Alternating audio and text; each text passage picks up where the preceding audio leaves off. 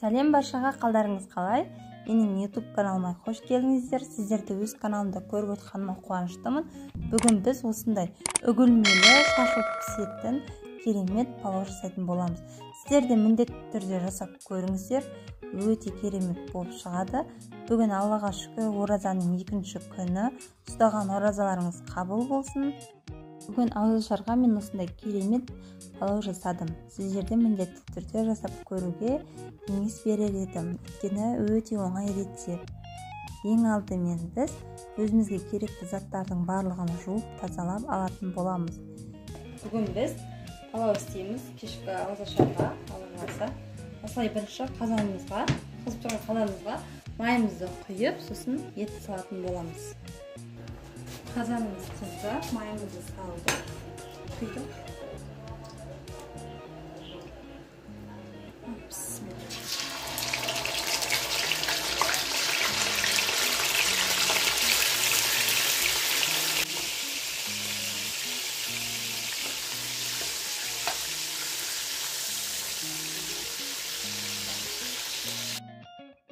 Етіміз қызғанша жақсылап екі шетін қызартып қуырып алатын боламыз. Оған дейін біз керекті заттарымызды турап аламыз. Пиязымызды осылай жақсылап турап, сосын сәбізімізді де дәл солай турап алатын боламыз. Одан кейін біз етіміз қып-қызыл болып қызарғаннан кейін ғана пиязымызды салатын боламыз.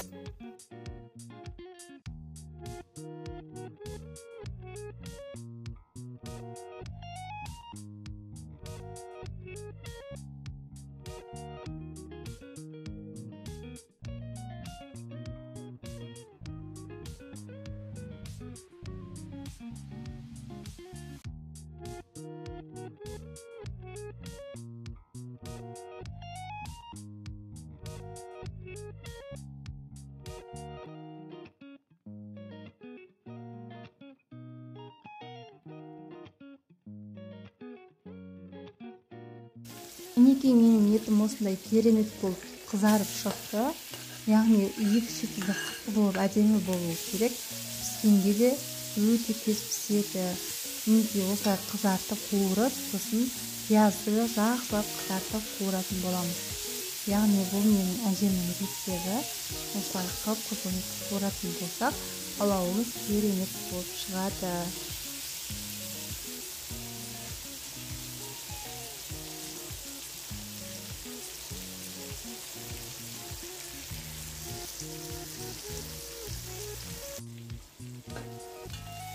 Кемінде 2-3 минутта пиязым осылай өйліп, яғни қып-қызыл болып шықты. Сосын туралған сәбіздерімізді салатын боламыз. Сәбізімізді кемінде 5-6 минут жақсылап майда қуырып аламыз. Сосын үстіне керекті мөлшерде суды құямыз.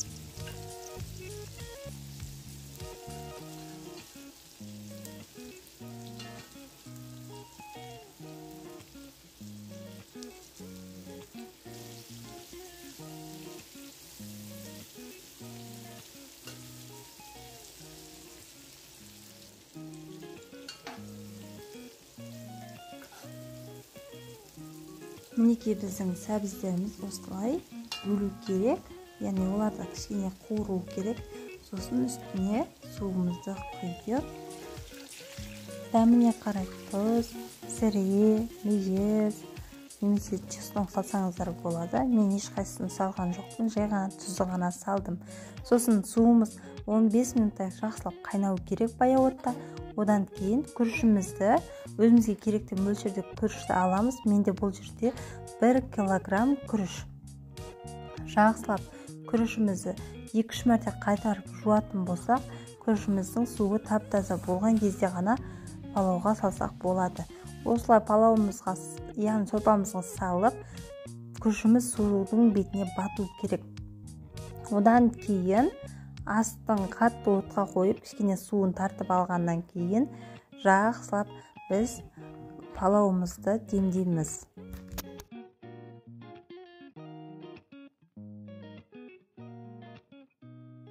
Мінекей байқасаңыздар, менің палауымның суы жақсылап тартылды. Енді мен палауымлар, яғни күштерімнің барлығын ортаға жинап демдеп қоятын боламын. Осылай астын бір көтеріп қоям.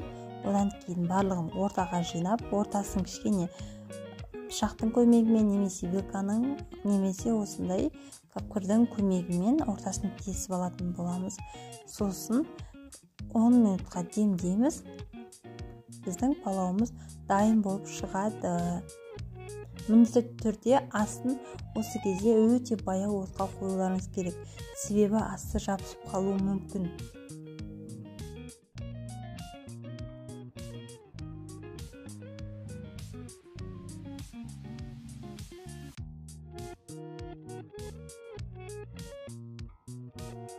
Мінекей менің палауым дайын болып шықты.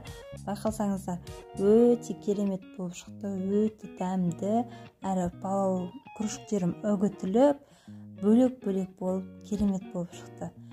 Ас болсын, рецепт егер ұнаса, достарыңызбен, құрбыларыңызбен, туыстарыңызбен бөлісіп отырыңыздар. Видеоны соңына дейін қарағаныңыз үшін рахмет. Мені қолдап, лайк, комментария қалдырып кетіңіз. Менің парақшама тіркеліп қойыңыздар. Алдағы уақытта сіздерге көптеген рецепттермен бөлісетін боламын. Және де менің YouTube парақшамда көптеген рецепттердің түрлерін көре аласыздар. Менің каналымның, яғни қазақша каналдың дамуына үлестеріңізді қосып, тіркеліп кетсеңіздер болады. Ас болсын, осындай керемет палауды жиі жасап тұрыңыздар. Назарларыңызға рахмет. Сіздермен болған Санақ Алтынай.